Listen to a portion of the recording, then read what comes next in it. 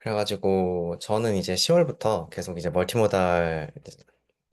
데이터를 이용해가지고 아웃컴 프레딕션을 하는 거에 좀 초점을 맞춰가지고 연구를 하고 있었고 그것과 관련된 연구들을 좀 발표를 했었습니다. 그래서 처음에 발표했던 거는 이제 제 연구의 가장 모티브가 되었던 연구고, 이거 같은 경우에 이제 펀도스코피로 저희가 카디오바스큘러 아웃컴을 예측을 할 수가 있다고 되어 있는데, 여기다가 클리니컬 리스크 팩터를 더해가지고 이제 거기서 뽑아낸 컨텍스트 팩터들을 컨캐트네이션, 그러니까 그냥 벡터 단위로 합친 다음에 이제 마지막 아웃컴까지 예측을 하는 모델이었습니다. 이거 같은 경우에는 이제 어, 익스터널 발리데이션까지 잘 했었었고, 그 익스터널 발리데이션을 했을 때 클리니컬 리스크 팩터 더한 게 이제 펀도스코피보다 약간의 그 성능 상승이 있다고 나왔습니다. 그래서 여기서 이제 추가적인 정보를 제시를 할 수 있기 때문에 이제 멀티모달이 조금 더 효과적이었다는 내용이었고요. 그 다음에 이제 그 멀티모달 퓨전의 방법에는 이제 얼리 퓨전, 뭐 인터미디엇 퓨전, 레이트 퓨전 이렇게 여러 가지 방법이 있다는 것도 봤습니다. 그리고 데이터를 합칠 때도 앞에서 봤던 것처럼 그 컨캐트네이션 할 수도 있지만, 뭐 연산을 통해서 합칠 수도 있고, 아니면 이제 그 합치는 것 과정 자체도 트레이너블하게 만들 수 있다라는 걸 봤었었고요. 그 저번 발표를 했을 때는 이제 멀티모달 리스크 프레딕션 할 때 여기서 그러면 인베딩을 어떻게 줘야 되는, 그 트랜스포머 기반으로 합치게 되면은 인베딩을 줘야 되는데, 인베딩을 좀 가장 그럴싸하게 준 게 어떤 게 있을까 하고 봤는데, 뭐 이제 이미지랑 텍스트 같은 경우는 이제 워낙 잘 돼 있으니까 인베딩을 줄 수가 있는데, 랩 데이터 같은 경우에는 이제 하나의 인베딩에다가 그 어떤 시간에 측정을 했는지, 그리고 어떤 종류의 데이터인지, 그리고 데이터를 이제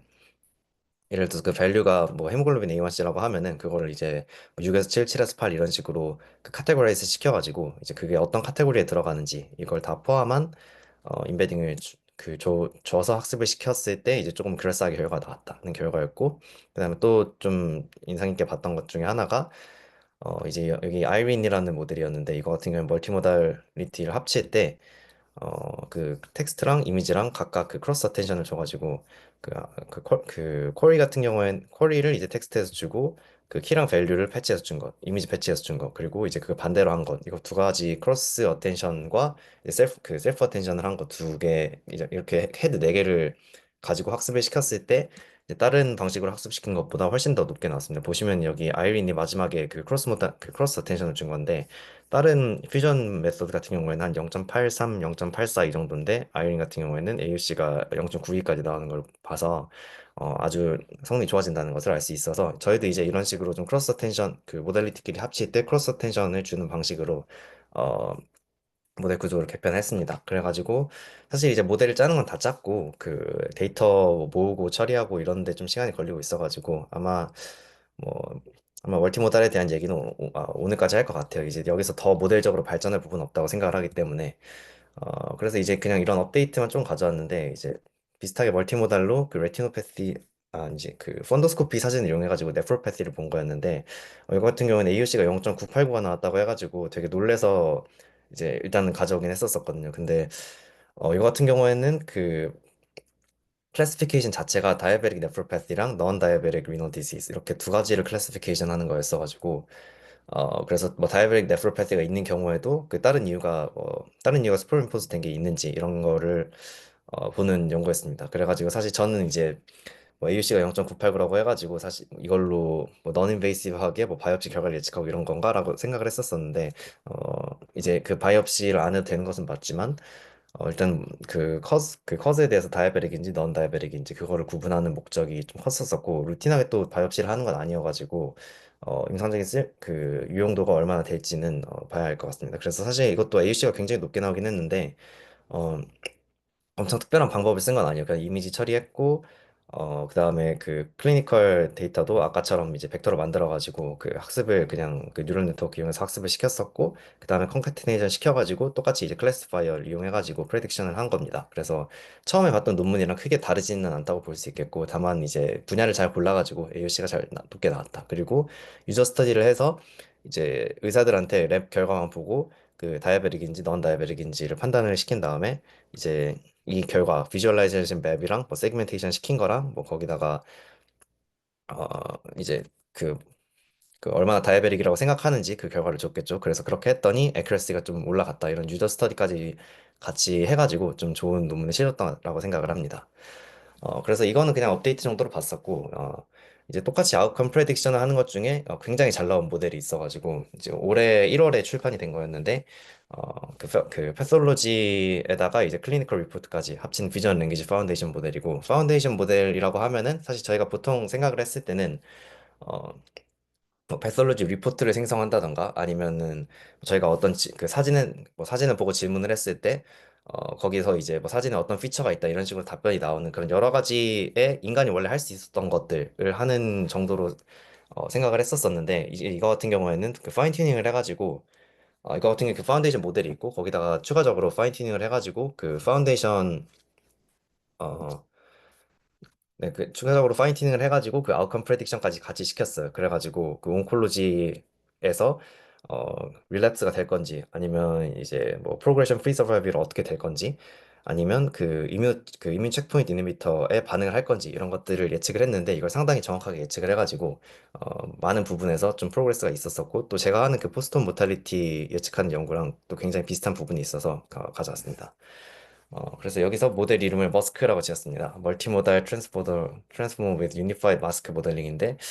약간 이름은 일부러 이렇게 지은 건가 싶긴 합니다. 그래서 머스크는 이제 그 이전 모델들이랑 다른 특징은 이제 이 유니파이드 마스크 모델링입니다. 그래서 이게 그 뒤에도 좀 설명을 하겠지만 그 셀프 슈퍼비전을 주는 건데 그 이전에 이진구 쌤이 했던 그 웨어러블 발표에서도 그 결국 모달리티가 우리가 다 그 모든 데이터를 다 가지고 있는 게 아니기 때문에 어쨌든 없는 모달리티가 있으면 그거를 좀 채워 넣는 그 임퓨테이션에 대한 학습이 되어야 되는데 그 그 해결하는 방법이 그 전부 있는 데이터셋에서 일부 모달리티를 가려놓고 그럼 이 가려진 모달리티에 어떤 게 들어가 있을지를 추정하는 거를 또 학습을 시켜가지고 그런 셀프 슈퍼비전 방법을 통해서 그 데이터셋 전체에 대한 이해를 높인 다음에 이제 거기서부터 출발을 해서 그 없는 데이터들도 다 임퓨테이션을 해서 좋은 아웃컴 프레딕션을 했다. 이런 결과가 있었는데, 이번에 패솔로지 파운데이션 모델도 비슷한 방식으로 학습을 해가지고, 아웃컴 프레딕션까지 잘 성공적으로 한 것 같습니다. 그래서 기존에 그 패솔로지 파운데이션, 랭귀지 패솔로지 파운데이션 모델을 만들 때 문제는 이제 그 패솔로지랑 클리니컬 리포트랑 같이 있는 게 많이 없었었고, 거기다 이제 아웃컴 프레딕션까지 하려고 하면은 데이터가 너무 부족해가지고, 컴플리트 데이터셋이 없다는 게 문제였었었고, 그렇기 때문에 이제 부족한 데이터셋을 학습을 하거나 아니면 패솔로지만 가지고 학습을 하거나 이렇게 두 가지 중에 하나를 택한 파운데이션 모델이 2024년 각각 나왔었는데, 어, 이거 같은 경우에는 이제 그 갭을 메꾸기 위해서 그,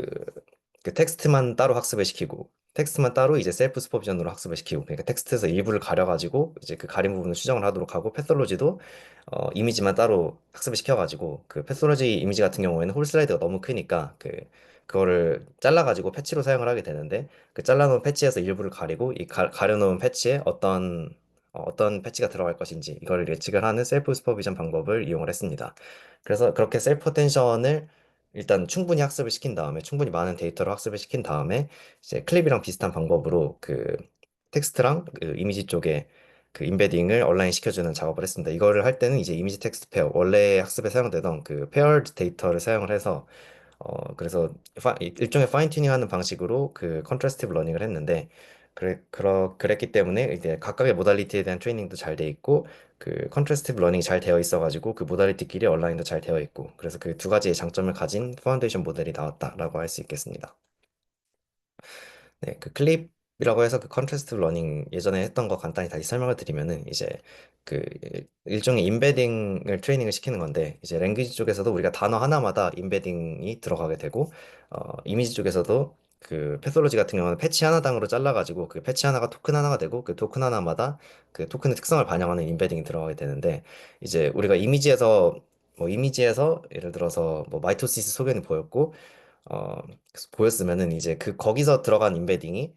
랭귀지 쪽에서도 우리가 마이토시스란 단어에 대한 인베딩이랑 사실 이제 얼라인이 되어야 될 거기 때문에 이제 그거 두 개를 맞춰주는 게 그 컨트라스트 그 클립이라고 할 수 있고 그래서 텍스트 인코더, 이미지 인코더를 돌린 다음에 이제 여기서 나온 컨텍스트 벡터들을 그 코사인 시뮬러리티를 구해줍니다. 그래서 이게 비슷한 것들끼리는 1이 되도록 학습을 시키는 게 그 클립이라고 할 수가 있겠고 그래서 머스크도 아까 말씀드린 그거를 비주얼라이제이션 시켜놓은 겁니다. 그래서 보시면은 이제 왼쪽에 어, 보이나? 네. 왼쪽에 이제 그 텍스트 토큰이 있는데 이제 여기서 엑스프레싱이 가려진 거예요. 그래서 텍스트 토큰에서 일부를 가려놓고 이제 이걸 추정하도록 그 셀프 이걸 남은 데이터들로 추정을 하도록 그 셀프 슈퍼비전을 하고 이미지에서도 토큰의 일부를 가려놓고 이제 이거에 이제 어떤 컨텍스트 벡터가 오는지 추정을 할 수 있도록 그 셀프 슈퍼비전을 해가지고 각각의 데이터에 대한 이해도를 높인 다음에 이제 이거를 그 멀티모델 트랜스포머에 넣어가지고 그 일단은 그 아까랑 똑같이 그 shared self attention 아까 봤었던 어 그 쿼리는 이미지의 것을 쓰고 그 키랑 밸류는 텍스트의 것을 쓰는 이제 그런 방식으로 어 shared self attention을 줬었고 그 다음에 거기서 이제 여기 이건 특이하게 비전 엑스퍼트랑 랭귀지 엑스퍼트랑 나눠가지고 출력을 합니다. 이거 같은 경우에는 이렇게 한 이유는 이제 나중에 아웃컴 프레딕션에서 그 비전이랑 랭귀지가 또 따로 들어가고 그 따로 학습을 시켜가지고 파인 튜닝을 하기 때문에 그것 때문에 아마 그 비전 쪽이랑 랭귀지 쪽이랑 그 인코더 레벨에서도 따로 나오게 한 것 같은데 이제 그래서 비전 엑스퍼트랑 랭귀지 엑스퍼트 따로 학습을 시켜가지고 비전 쪽 결과가 나오고 랭귀지 쪽 결과가 나오고 그렇게 한 다음에 이제 이미지 텍스트 페어 데이터를 이용해 가지고 그 비전 쪽 엑스퍼트에서 나온 거랑 랭귀지 쪽 엑스퍼트에서 나온 거랑 얼라인을 시켜주는 작업을 합니다. 그래서 이렇게 프리트레이닝한 데이터가 어, 뭐 TCG처럼 그 클리니컬 리포트는 없지만 병리 사진은 굉장히 많은 데이터들을 사용을 했기 때문에 학습이 잘 되어 있었고 또 이 두 개 사이에 이게 두 개 사이를 이제 얼라인 시켜주는 것도 그 1밀리언 이미지 텍스트 페어를 이용했기 때문에 얼라인도 잘 되었다는 결과입니다. 그래서 이렇게 시킨 게 이제 파운데이션 모델이고 이 파운데이션 모델을 이용해 가지고 아웃컴 프레딕션을 해봤는데 이거 같은 경우에는 그 패치 단위로 하는 거기 때문에 일단 홀 슬라이드 이미지를 패치 단위로 자르는 작업을 했고 패솔로지 리포트 같은 경우에는 여기는 이제 패솔로지 리포트라고 돼 있는데 본문에는 클리니컬 리포트를 같이 쓴 것 같아요. 그래서 뭐 에이지나 아니면은 뭐 과거력에 대한 게 들어가 있는 그 입원 기록 같은 클리니컬 리포트를 같이 사용을 했었었고 이거 같은 경우엔 텍스트 쪽이 그 많은 토큰을 쓸 수가 없기 때문에 그 토큰을 아마 100개 이하로 줄이기 위해서 그 GPT-4를 이용을 해가지고 이거를 그 딱 정해진 스트럭처에 맞춰가지고 한 것 같아요. 그래서 정해진 스트럭처에 맞춰서 편집을 한 다음에 이제 머스크의 그 비전 엑스퍼트를 이제 돌리고 그 다음에 여기 리포트 같은 경우에는 머스크의 랭귀지 엑스퍼트를 돌려가지고 여기서 그 애그리게이션 시킨 다음에 이제 최종 프레딕션을 시켜봤습니다. 이렇게 해서 뭐 멜라노마 릴랩스랑 뭐 프로그노시스 프레딕션 이거 같은 경우는 여러 가지 종류의 캔서에 대해서 했고 이뮤노테라피의 리스폰스에 대해서도 N수는 적지만 프레딕션이 얼마나 정확한지를 봤습니다. 이거 같은 경우는 아까 설명을 좀 더 비주얼라이즈 시켜 놓은 거고 이제 A 파트가 인코더 파트. 그래서 그 랭귀지랑 그 비전 엑스퍼트가 있는 데까지가 인코더 파트라고 보시면 될 것 같고 여기다 이제 뒤에 레이어 몇 개를 더 붙여가지고 어, 아웃컴 프레딕션을 하게 되면은 그게 아웃컴 프레딕션 모델이 되는 거고 아니면 여기다 디코더를 붙여가지고 똑같이 이제 디코더에서도 크로스 어텐션을 주고 그 크로스 어텐션을 통해서 이제 저희가 뭐 답을 생성한다던가 하는 그 최종 랭귀지 태스크를 수행을 할 수가 있게 되는 거죠.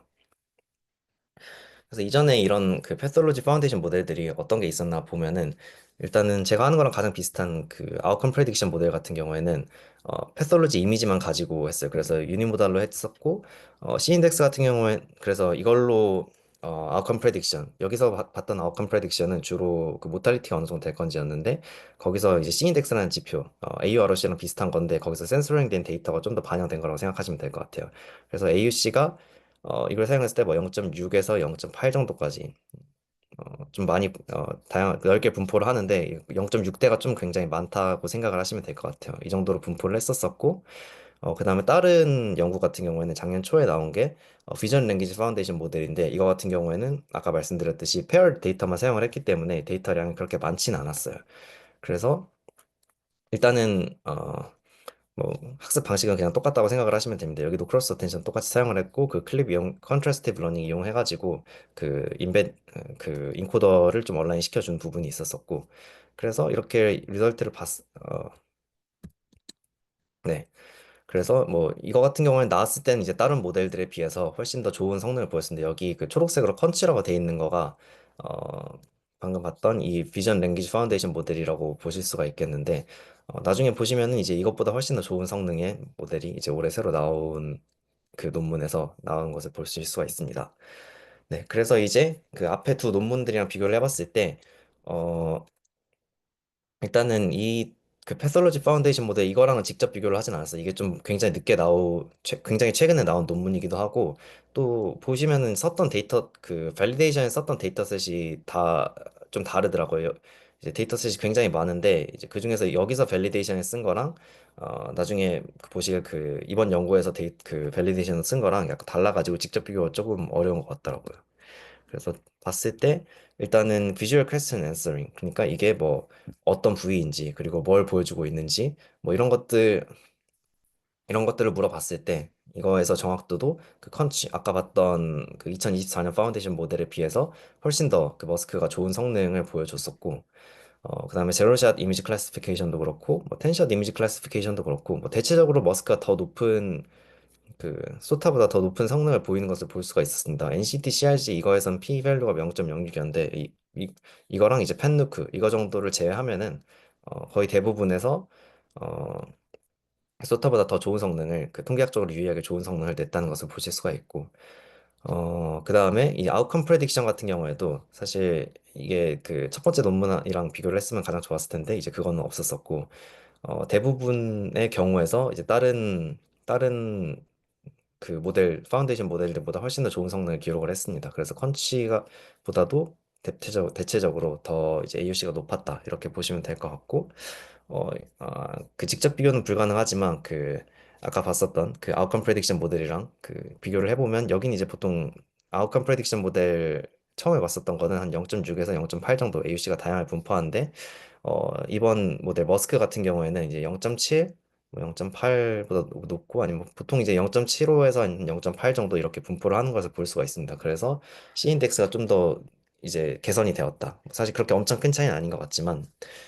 이 정도로 봤을 땐 좀 개선이 됐다고 볼 수가 있을 것 같습니다. 그래서 결론적으로는 이제 저희가 그 유니파이드 마스크 모델링을 썼기 때문에 다른 모델리티 이제 합쳐져 있는 그 페어 데이터가 많이 없음에도 불구하고 어, 멀티모달 모델을 파운데이션 모델을 성공적으로 만든 수 있었었고, 그 다음에 아웃컴 프레딕션 자체도 굉장히 좋아졌다. 그래서 지금 여기선 이제 뭐 서바이벌이랑 그 이뮨 체크포인트 이니비터 리스폰스 그리고 릴랩스 이 정도만 봤지만 받고 이제 사실 암종의 종류도 굉장히 적었지만, 이거를 파인 튜닝 똑같은 방법으로 해가지고 어, 각자 이제 본인이 생각하고 있는 뭐 캔서 종류에다가 또 똑같이 프레딕션 하면은 굉장히 좋은 성능을 낼 수 있지 않을까라고 생각을 합니다. 그래서 이렇게 파운데이션 모델 파인 튜닝 해가지고 쓰는 게 최근에 굉장히 많이 나오고 있는 연구들이고, 이게 그 보시면은 어, 여기서 왼쪽에 태스크 스페시픽 모델보다 파운데이션 모델들이 훨씬 더 좋은 성능이 나오는 걸 알 수가 있어요. 그래서 파운데이션 모델이 그냥 이제 텍스트 쪽에서도 유리하고, 어, 여기에는 비교가 되진 않았지만 이제 일반적으로 아웃컴 프레딕션도 조금 더 그냥 이제 그 태스크 스페시픽으로 트레이닝 시킨 것보다 그 데이터 전체에 대한 이해도가 높기 때문에 이제 더 잘 나온다 이렇게 보는 것 같습니다. 그래서 저도 이제 결국 저도 사실 이제 그렇게 많은 데이터를 이용하지 않고 병원 데이터 이게 적은 수만 이용을 해가지고 아웃컴 프레딕션 모델을 만들고 있지만, 그리고 사실 이제 그 분야는 파운데이션 모델이 없어가지고 이렇게 하는 것도 있긴 하지만, 만약 파운데이션 모델이 있으면은 그 파운데이션 모델을 만들고 이제 이미지랑 텍스트랑 잘그 얼라인을 시켜줘가지고 이제 거기서 그냥 아웃컴 레이어 몇 개 더 붙여가지고 아웃컴 프레딕션을 하는 게 맞는 게 아닌가 하는 생각을 하고 있습니다. 그래가지고 이제 테이크홈 메시지 정리를 해보면은 일단은 페어 데이터셋이 많이 없어가지고 멀티모달을 못한다라고 하면은 그 페어 데이터셋이 하나만 있어도 되니까 그 셀프 슈퍼비전을 이용해가지고 그 일단은 각각의 모달리티에서 유니모달 그 트레이닝을 잘 시켜주고, 그 다음에 이 페어 데이터셋에 대해서는 그 한두 개의 적은 데이터만 가지고 하나나 두 개 적은 데이터셋만 가지고 그 페어링을 시켜주면 될 것 같고, 그 다음에 태스크 스페시픽 모델보다는 이제 파운데이션 모델을 파인 튜닝한 게 훨씬 더 결과가 잘 나왔고, 이제 병리에서도 그 비전 랭귀지 파운데이션 모델이 성능이 아주 좋은 게 나왔다. 그 다음에 이 제 개인적인 생각으로는 이제 결국 이렇게 해가지고 아웃컴 프레딕션을 굉장히 잘했고, 그럼 여기서 논의하는 건 사실 이제 얼리 스테이지에서도 뭐 여기서 프레딕션을 높게 그 모탈리티가 높을 것으로 추정이 되면 모탈리티가 높은 경우가 많고, 그다음에 이뮤 체크포인트 이니비터 같은 경우에도 뭐 PDL1에서 네거티브가 나왔는데도 불구하고 이제 여기서 반응이 있을 거라고 하면은 반응이 있는 경우가 많고, 이런 식으로 얘기를 했는데, 물론 이제 그 추후에 밸리데이션이 더 되어야겠지만, 근데 이렇게 나오게 된다면은 사실 스테이징 시스템이나 아니면 바이오마커 같은 경우에도 그냥 여기 이제 AI 바이오마커를 쓰는 게 기존에 쓰던 스테이징 시스템이나 기존에 사용하던 그 지노믹 알터레이션이나 이런 것들을 보는 것보다 더 효과적일 수도 있지 않을까라는 생각을 뭐 의문 정도를 가져볼 수 있을 것 같습니다. 물론 이게 훨씬 더 많은 데이터를 통해서 검증이 되어야 할 거고, 이 안전성에 대한 부분도 당연히 이제 규제를 잘 통과하고 해야겠지만은, 이게 조금 더 좋은 바이오마커라고 하면은 그 스테이징 시스템을 개편하거나 하는 것도 뭐 결국은 가능할 것 같다. 그러니까 결국에는 이제 저희가 패솔로지 이미지에서 뭐 마이토시스를 보고 아니면 뭐 셀 타입이 어떻게 바뀌었는지 보고 약간 이런 것들을 이제 하나하나씩 봤었는데, 이제 뭐 그런 걸 해가지고 고전적인 방식으로 스테이징을 하기보다는 이제 이미지에서 바로 스테이지로 가는 그런 원 스텝으로 프레딕션을 한 다음에, 그 저희가 기존에 알고 있던 고전적인 팩터들 뭐 마이토시스 같은 것들은 익스플레이너빌리티를 위한 목적 정도로